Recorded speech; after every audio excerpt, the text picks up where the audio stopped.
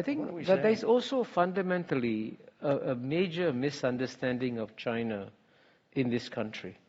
And let me tell you what the major misunderstanding is. You've seen that China was ruled by Communist Party in 1949, ruled by Communist Party in 1979, will be ruled by Communist Party 2019, and you assume that China hasn't changed. It's still being run by the same Communist Party. But the Chinese Communist Party has obviously changed fundamentally. I mean, I went to China for the first time in 1980. When I went to China for the first time in 1980, the Chinese people didn't have the freedom. They couldn't choose what to wear. They all wore Maoist suits. Yeah. They couldn't choose where to live, where to work, what to study. And certainly zero Chinese could travel overseas. Zero.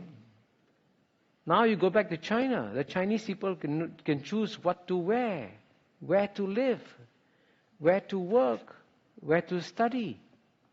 And guess what? Every year, 120 million Chinese, right? I think it's more than the population in California. 120 million Chinese leave China freely as tourists. Amazingly, 120 million Chinese return to China freely. Now, if China was a communist, gulag, Stalinist state, would you go back to China? And so there's a complete misunderstanding of China. Clearly, while the political freedoms in China haven't increased, the personal freedoms of the Chinese people has exploded. Mm-hmm. And I can tell you, one of the questions that future historians will be very puzzled by is the judgments made by America on China. And I'll tell you why they'll be puzzled. The United States of America is about 240 years old.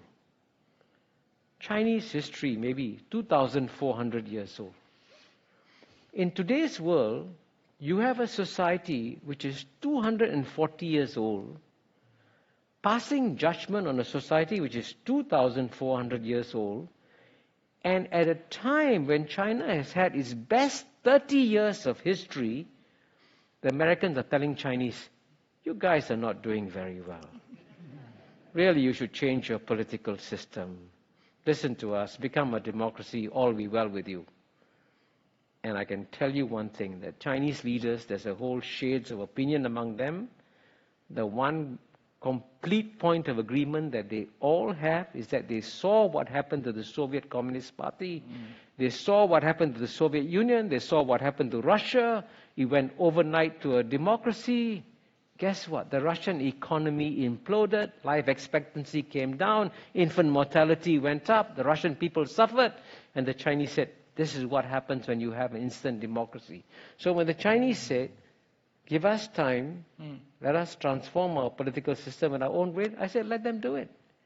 Why do you think that you would know better what's good for them? Does that reflect the fact that for 200 years you got used to doing it, telling the world how they should behave, and therefore you think you can be a better judge of the rest of the world? So that judgmental character in the West has got to adapt to the rest of the world, because the rest of the world today is less willing to be judged by you.